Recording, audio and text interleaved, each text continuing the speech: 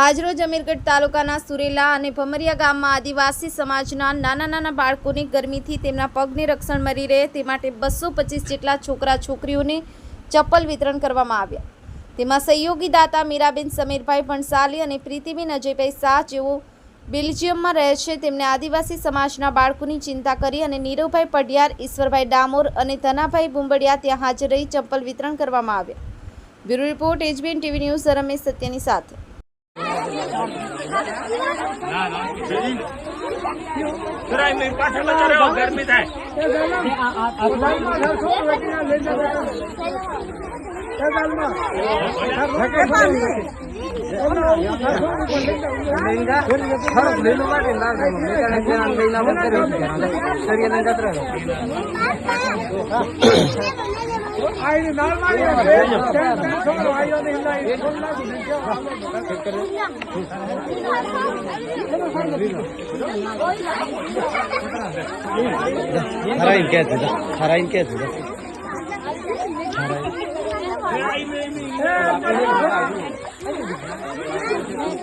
हमार ना देवा दे वैक्सीन क्या देवा है